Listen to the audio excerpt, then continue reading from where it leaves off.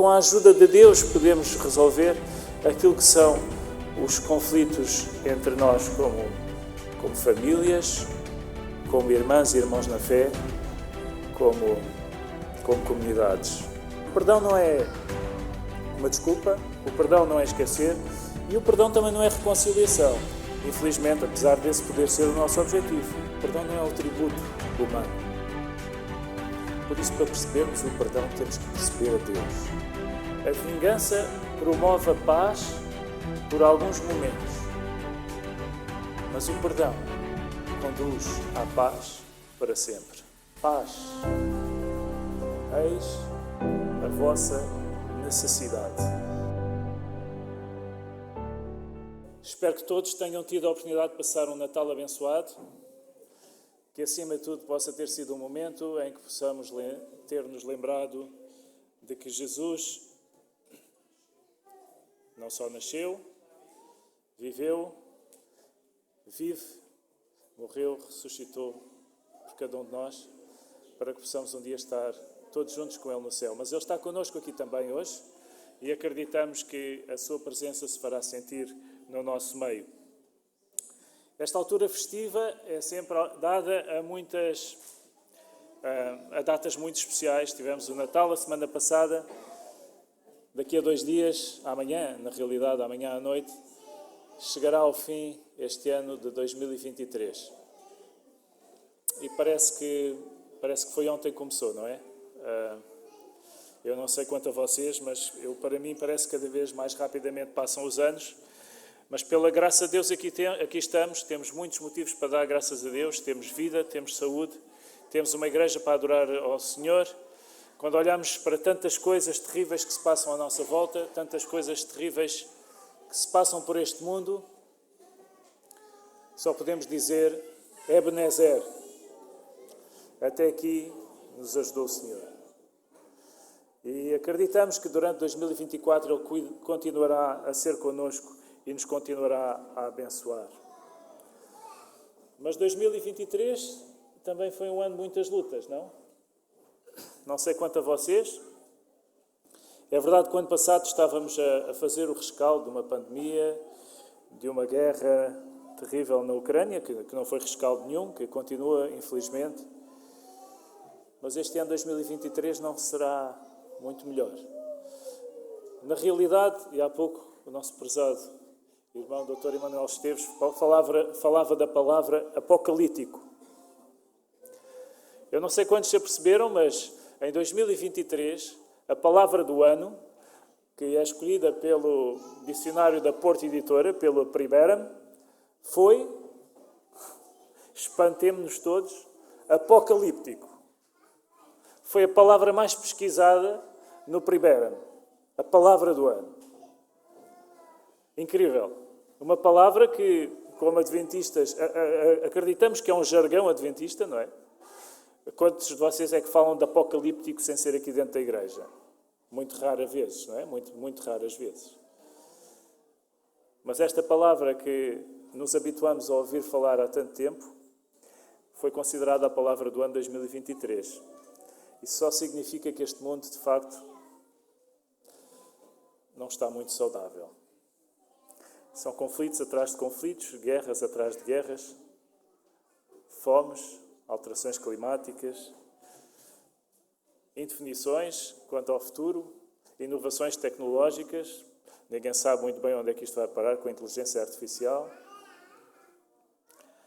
Mas também não são só crises lá longe, ou globais, ou nacionais, já para não falar nas nacionais, políticas, parece que vêm aí 2 ou 3 eleições, num prazo muito curto.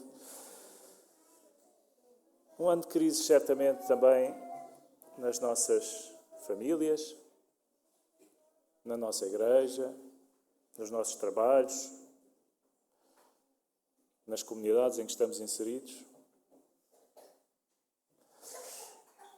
Um ano de crises e de conflitos connosco mesmo.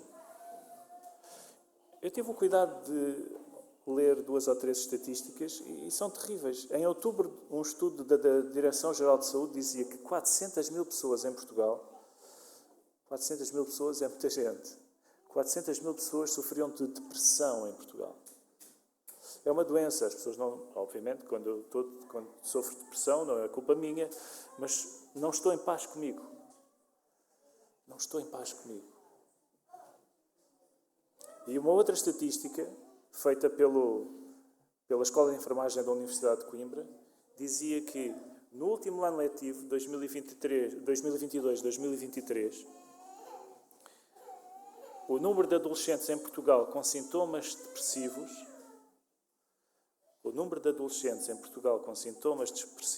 era de 45%. Quase metade.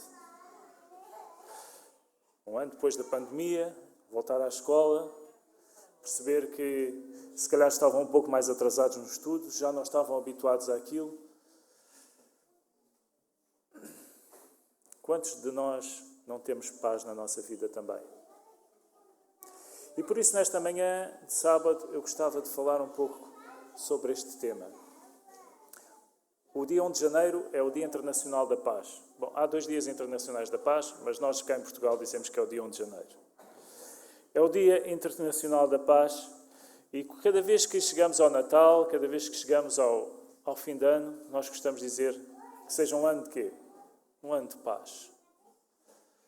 Ellen White, no livro Aos Pés de Cristo, ela diz o seguinte: paz, eis a vossa necessidade. Página 49 do livro Aos Pés de Cristo.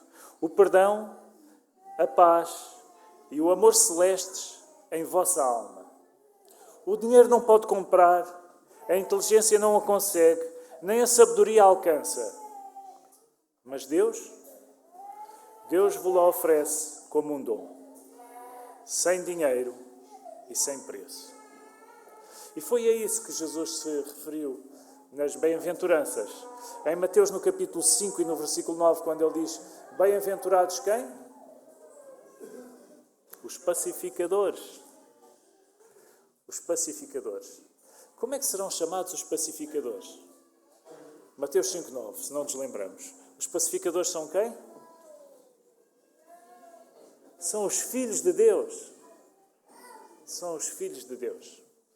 Eu hoje não vou falar sobre as guerras, as crises. Como diretor da ADRA, muitas vezes temos que falar sobre estes assuntos. Eu não vou falar sobre a ADRA hoje. Também não vou falar sobre as crises pessoais, as crises interiores que cada um de nós tem, sobre a depressão. Há aqui muitas pessoas muito mais qualificadas para o fazer do que eu. Mas vou falar sobre a crise que falámos no meio, os conflitos que temos entre nós. Vou falar sobre a forma como podemos resolver, ou ajudar a resolver, ou com a ajuda de Deus podemos resolver aquilo que são os conflitos entre nós como famílias, como irmãs e irmãos na fé, como comunidades. E para isso, gostava de trazer à nossa reflexão, esta manhã de sábado, ao terminarmos um ano e ao iniciarmos um novo ano, a palavra perdão. Que pudéssemos refletir sobre como é que este perdão nos pode dar a paz. Obrigado, Miguel, pela história que nos trouxeste. Foi uma bela ilustração. E foi, de facto, algo que nos leva a pensar. Como é que este perdão pode ser uma fonte de paz?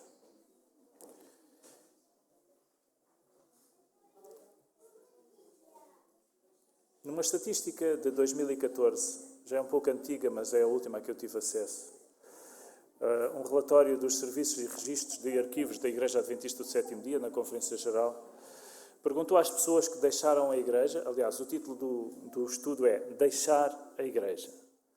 Perguntou quais eram as principais razões para que as pessoas deixem a Igreja. E as respostas foram as seguintes. 62,16% das pessoas diziam que deixaram a Igreja, sabem porquê? Por causa de conflitos. E dentro dos conflitos há muitas coisas. Eles abarcaram muitos. Aliás, se vocês virem as percentagens que eu vou dar, dão mais do que 100%, e isso não seria possível. Mas a primeira causa pela qual razão saíram foi de 62% para pessoas. Conflitos com os irmãos, conflitos com o pastor, conflitos com a liderança, conflitos com a família, divórcios, conflitos com... conflitos. Dificuldade em lidar com os outros. 62% disseram que a primeira causa para terem deixado a igreja foi essa. Mas 31% disseram que essa foi a segunda razão pela deixarem a igreja. A primeira pode ter sido outra, mas a segunda foram os conflitos. E outros 30 e tal por cento, 32%, disseram também que foi os conflitos. Ou seja, podem ter havido outras duas que foram principais, mas a terceira principal foi os conflitos. Vivemos num mundo decaído, vivemos num mundo de pecado, vivemos num mundo em que cometemos asneiras, em que tropeçamos e empurramos as batatas fritas, ou atiramos um chute na bola e vai parar contra a mochila do nosso colega. E como vivemos neste mundo, as coisas nem sempre vão funcionar. Nem sempre vão funcionar de acordo com aquilo que esperamos, com as nossas expectativas, com aquilo que nós gostávamos que acontecesse. Aliás, nem todas, infelizmente, porque senão tomaríamos o lugar de Deus, nem sequer todas as orações que fazemos serão atendidas. Por isso, se há algo que nós não vamos conseguir deixar que aconteça connosco aqui, é que nunca vamos deixar de ser magoados. Às vezes por querer, ou de propósito, outras vezes sem querer. Por muito religiosos que sejamos, por muito tempo que passemos a orar, por muito que leiamos a Bíblia ou muitas citações de Ellen White que possamos saber de cor, nós vamos, infelizmente, sempre magoar alguém e alguém nos vai magoar. E pessoas magoadas normalmente são pessoas que magoam os outros. Pessoas que estão magoadas, que estão feridas, que estão afetadas, normalmente acabam por fazer isso para com aqueles que estão à sua volta. Essa é, infelizmente, uma máxima da psicologia. A reação natural do ser humano, quando está magoada, é qual? É do perdão? É da vingança. Vamos abrir a nossa Bíblia no quarto capítulo da Bíblia. Logo no início. Após a queda, após o crime cometido por Caim contra o seu irmão Abel, vamos ler os versículos 23 e 24 de Gênesis 4. Diz o seguinte: E disse Lameque às suas mulheres, Ada e Zilá, ouvi a minha voz. Vós, mulheres de Lameque, escutai o meu dito.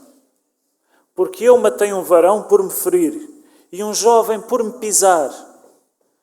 Porque 7 vezes Caim será vingado, mas Lameque 70 vezes 7.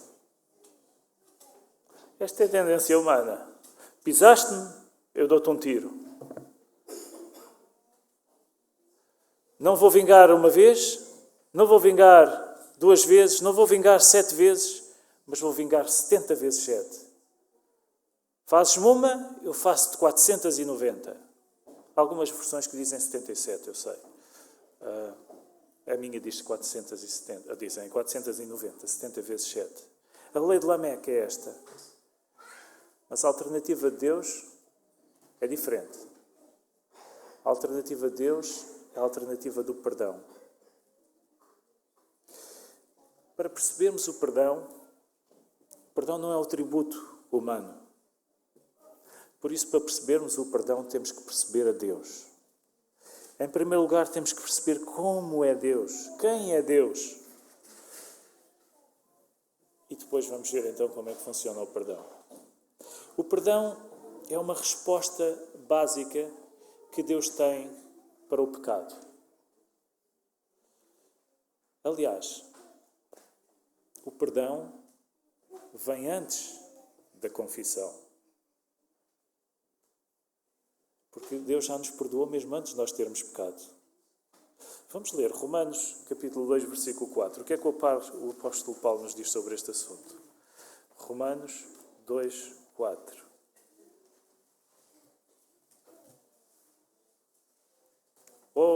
ou desprezas tu as riquezas da sua benignidade e paciência e longanimidade? Obrigado, irmão Emanuel, que falou desta palavra hoje. Ignorando que a benignidade de Deus te leva ao arrependimento. Então, por que é que nós nos arrependemos? Porque Deus é bondoso. Porque Deus já nos amou. Porque Deus já nos perdoou. Porque Deus coloca esse arrependimento no nosso coração. Não é algo que é mágico ou garantido. E por isso devemos também confessar. Deve haver algo da nossa parte. Devemos confessar esse arrependimento. Mas a iniciativa não vem de nós, a iniciativa vem de Deus. E por isso devemos pensar que cada vez que perdoamos a uma nossa irmã ou ao nosso irmão, é algo que não é natural, que não vem de nós. É algo que vem de Deus também. Confessamos-nos porque nos apercebemos da bondade de Deus. E essa bondade trabalha em nós. Jesus veio revelar de uma forma plena como é que era este perdão. Como é que Deus funciona em termos de perdão. E se nós pensarmos bem, Jesus morreu por toda a gente, não é verdade? Morreu por todos. Ele perdoa a todos. Mas nem todos aceitaram o seu perdão. A forma como ele morreu violentamente na cruz foi exatamente para nos perdoar. Foi exatamente para que pudéssemos ter acesso a uma vida plena, a uma vida de perdão, de salvação, de arrependimento, de ligação com Ele por toda a eternidade. Por isso, o mesmo Jesus, quando falava sobre o perdão, ele trouxe um princípio totalmente contrário àquele que é dado por Lameque. Aliás, ele usou as mesmas palavras. Em Mateus, no capítulo 18, quando Pedro foi ter com Jesus, ele lhe pergunta, bom, mestre, quantas vezes é que eu tenho que perdoar ao meu irmão? O que é que Jesus lhe responde? Vamos ler, 18, 21 e 22 de Mateus. Então Pedro, aproximando-se, lhe perguntou, Senhor, até quantas vezes pecará o meu irmão contra mim e eu lhe perdoarei? Até 7? Pedro, a ser Pedro. E Jesus lhe respondeu, não te digo até 7 vezes, mas até 70 vezes 7. Jesus foi buscar as palavras de Lameque para dizer que tinha uma forma alternativa para que possamos viver os relacionamentos uns para com os outros. Pedro estava a exagerar. Normalmente as pessoas perdoavam, se fossem muito boas, perdoavam 3 vezes. E Pedro diz, bom, deixa-me lá dizer o dobro, mas se calhar o dobro não chega, ainda vou pôr mais 7 vezes. Ei, sou mesmo bom. E Jesus diz, não são 7. São 70 vezes 7. Não tem a ver com o número 490 aqui. Não quer dizer que ao 491 já não vou perdoar. Ou não quer dizer que ao segundo ou ao terceiro, se a pessoa não quer ser perdoada, eu a devo perdoar, não é? Ou posso perdoar eu, mas não haverá reconciliação. O que Jesus queria trazer era este princípio de que o perdão não se quantifica. O perdão não é algo que eu tenho no livro de contabilidade e vejo, está feito do deve e do haver. No perdão temos sempre algo a haver, porque é algo que nos é dado por Deus. O perdão de Jesus é limitado. O perdão de Jesus é o perdão que diz que não há lugar para a vingança. Há lugar, sim, para o amor em ação. Portanto, para sabermos como perdoar, em primeiro lugar temos que perceber como é Deus, quem é Deus e como é que Deus perdoa. É importante ter a noção de que vamos cair, vamos errar, vamos magoar os outros. É algo que infelizmente é inevitável. Mas no final deste ano, 2023, se olhamos para trás e pensamos, se calhar errei mais do que queria, se calhar falhei com a minha irmã ou com o meu irmão mais do que queria, se calhar cometi mais erros do que aquilo que queria, que possamos, neste momento em que passamos de um ano para o outro, usar esta ponte do perdão para passar do conflito para a reconciliação. Porque se não o fizermos, é um pouco como Jussara, é um pouco como o pianista quando está a fazer os trabalhos manuais lá em casa, para bricolagem, enfia uma farpa no dedo e não atira e começa a tocar piano. E aquilo, dói. Mas continua. E não tira a farpa. E continua, dói. E cada vez que toca piano, cada vez que pressiona uma tecla, dói. E sente aquela dor no coração. Quando não perdoamos é assim. É ter aquela farpa que não tiramos e que está sempre a manter-nos acorrentados ao passado. Então, depois de vermos como Deus funciona com o perdão, vamos ver então como é que o perdão funciona connosco. E para vermos o que é o perdão, eu gostava de pensássemos em três coisas que o perdão não é. E que às vezes pensamos que é. Em primeiro lugar, o perdão não é uma desculpa. O perdão não é uma desculpa. Porque se eu faço alguma coisa sem querer, eu não preciso ser perdoado, porque não foi algo que não foi premeditado, em primeiro lugar. Mas em segundo lugar, se eu digo, desculpa lá, mas continuo a fazer a mesma coisa, então eu não posso ser perdoado. Porque é uma ação que está continuada no tempo. E esta é uma questão muito séria, que tem a ver com o abuso. Se uma pessoa continua a abusar de outra, e continua permanentemente, por muito que peça desculpa, não pode ser perdoada. Porque o perdão lida com o passado. O perdão lida com aquilo que já se passou. Se continua no presente, então não pode ser perdoado. Porque é algo que continua.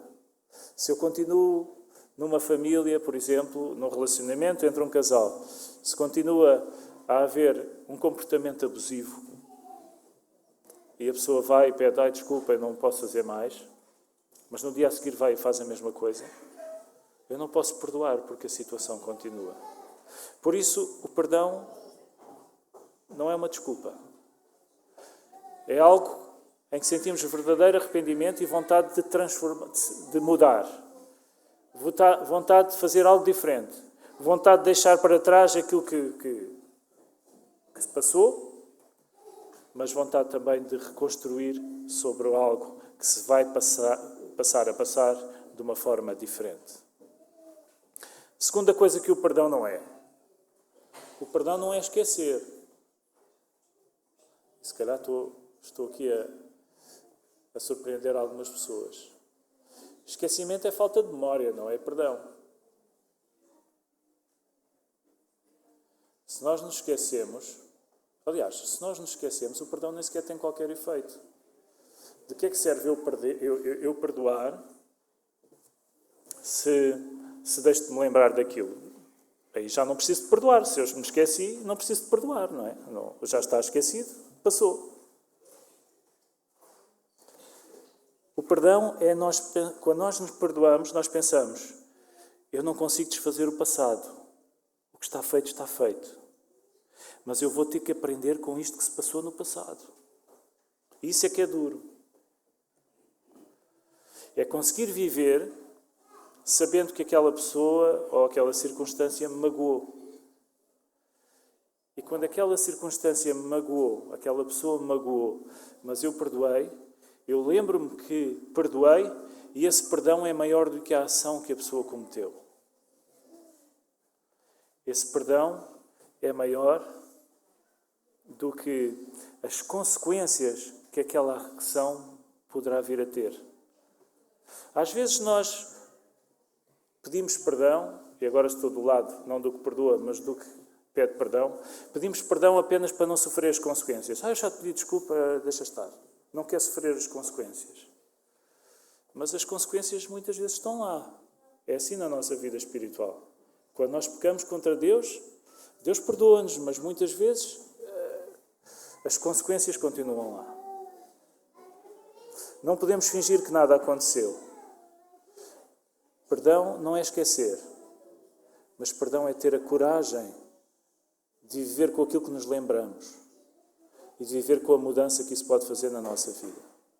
Portanto, o perdão não é uma desculpa, o perdão não é esquecer e o perdão também não é reconciliação. Infelizmente, apesar desse poder ser o nosso objetivo. Porque para perdoar basta um, mas para nos reconciliarmos são precisos dois. Não é? Há um ponto no qual nós não conseguimos passar. Eu posso perdoar o meu irmão, mas se o meu irmão não reconhecer que fez algo de mal, se não reconhecer que precisa de perdão, se achar que quem está mal sou eu, ou quer que seja, se não se arrepender verdadeiramente, então essa reconciliação poderá não surgir. Mais uma vez, quando Jesus morreu, Ele morreu por todos nós. Mas nem todos nós aceitámos o seu perdão. Não é? E por isso muitos de nós, e esse é o objetivo da nossa vida espiritual, é reconciliar-nos com Deus. A palavra reconciliar e reconciliação é a chave na nossa vivência espiritual, na nossa vida espiritual. Esta reconciliação com Deus que vem do perdão que Ele teve por nós. E assim é com os nossos irmãos e com as nossas irmãs. Então, se não é uma desculpa, se não é esquecer, se não é reconciliação, o que é o perdão? O perdão que eu gostava de viver na minha vida e que cada um de nós pudesse refletir e pensar em viver nas vossas vidas também, é, acima de tudo, desistir do direito de magoar. Segundo a lei de Lameque, nós temos o direito de magoar. Não é? Depois houve a lei de Talião, que era muito mais graciosa. Olho por olho, dente por dente.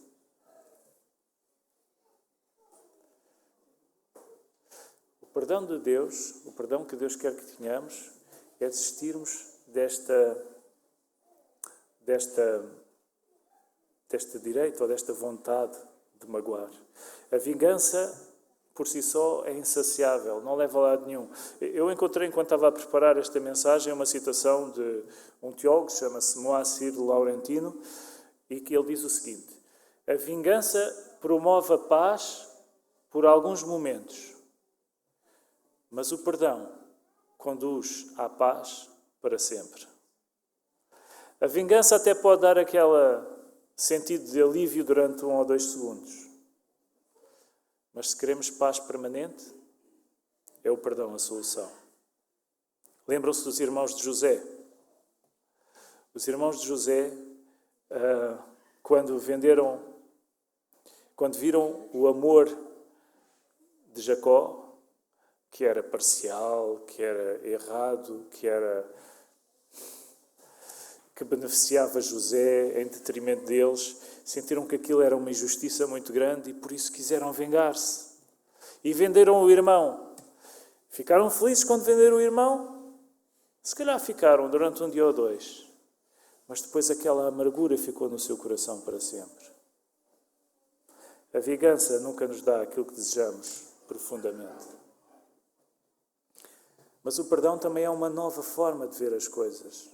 Quando nós somos feridos, nós focamos na ação, naquilo que nos fizeram, no sofrimento que nos causou essa ação.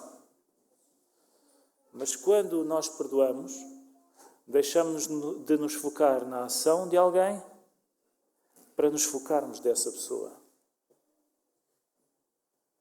É aquela velha máxima que nós usamos muito na igreja: amar o pecador e odiar o pecado, não é? Aqui vai muito nessa direção. Mais uma vez, quando nós olhamos para o exemplo de José, quando os irmãos de José veem o José vir com o almoço, se formos ver no livro de Gênesis, eles não dizem: olha, vem o José, olha, vem ali o nosso irmão. O que é que eles dizem? Vem ali o sonhador. Eles já o veem ao longe e já dizem: vem ali o sonhador. Eles deixam de o personificar, deixam de lhe dar um nome, deixam de dizer quem ele é. Porque eles estão tão magoados com aquilo que lhes aconteceu que deixam de ver ali uma pessoa, passam a ver só uma ação, que é uma ação que os magoa. O perdão é ao contrário. É olharmos além da mágoa. É concentrarmos na humanidade da pessoa que nos magoa. É percebermos que também é filha ou filho de Deus. É percebermos que foi criada ou criado à imagem e à semelhança de Deus. E por isso devemos reconhecer que não é pior nem melhor que nós, porque todos somos pecadores. E por isso temos uma nova forma de ver, porque olhamos para a ação, olhamos para a pessoa e não para a ação que cometeu. E finalmente, esta nova forma de ver também se transforma num profundo desejo de desejar o melhor para o outro. E isso é o mais difícil, meus queridos irmãos. Quando nós lemos na conclusão do primeiro capítulo do Sermão da Montanha, em Mateus capítulo 5, Jesus diz algo que é impossível. Jesus diz: amai os vossos inimigos. Desejar o melhor para aqueles que nos magoaram. Não vem de nós, é um dom de Deus. Quando nós desejamos a paz para alguém que nos fez mal, nós abrimos a porta para um milagre de Deus. Não vem de nós, é um dom de Deus. É uma cura que leva à restauração. O perdão começa quando nos lembramos que aqueles que nos magoaram são pessoas como nós, mas nós temos o desejo de lhes desejar as melhores felicidades. E isso, de facto, é muito difícil. Por isso, minhas queridas irmãs e meus queridos irmãos, eu gostava que pudéssemos, em 2024, pensar em viver uma vida de paz. E que essa paz, nós não vamos deixar de ter conflitos, nós não vamos deixar de ser magoados nem de magoar, mas que este perdão que vem de Deus possa tocar o nosso coração. Se aceitamos que Deus nos perdoou, se aceitamos que Ele nos ama e que quer uma nova vida, uma nova perspectiva de vida para nós, devemos também perceber que o perdão é uma característica que devemos ter como suas filhas e como seus filhos. O perdão é um processo, não é um fim. O perdão liberta-nos. Mas o perdão também pode levar tempo. E temos de ter cuidado com os perdões apressados. Quando dizemos, desculpa, mas não pensamos naquilo que estamos a dizer, se calhar não estamos bem a perdoar. Quanto maior é a mágoa, quanto mais feridos somos, mais pode demorar a perdoar. É normal que assim seja. Não é fácil este processo. Temos que ser pacientes e temos que perceber que, como seres humanos caídos, estas coisas às vezes levam tempo.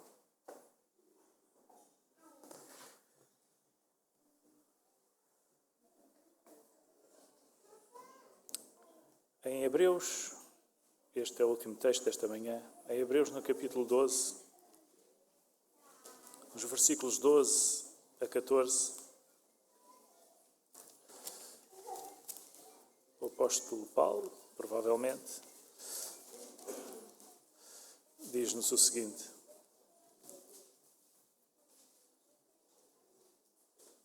portanto, Hebreus 12, 12 a 14. Portanto, tornai a levantar as mãos cansadas e os joelhos desconjunturados, e fazei veredas direitas para os vossos pés, para que o que manqueja não se desvie inteiramente, antes seja sarado. Segui a paz com todos e a santificação, sem a qual ninguém verá o Senhor.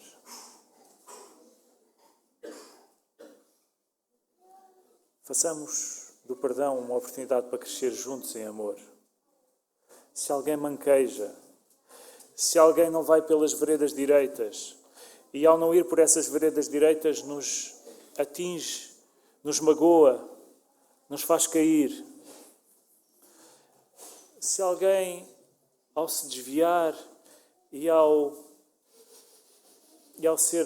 nos magoar, não quer que sejamos sarados, mesmo assim, que possamos seguir a paz com todos, que possamos procurar esta santificação, porque só com esta paz e com esta santificação é que poderemos ver ao Senhor. Que Deus nos abençoe e nos ajude em 2024, para que este ano seja um ano de paz. Ainda que haja muitas guerras à nossa volta, ainda que haja conflitos na nossa sociedade, ainda que mesmo haja conflitos na nossa igreja ou na nossa família, que possamos sempre procurar a paz que vem do perdão, a paz que vem da comunhão com Deus e a paz que Ele quer colocar no nosso coração. Que Deus nos dê um ano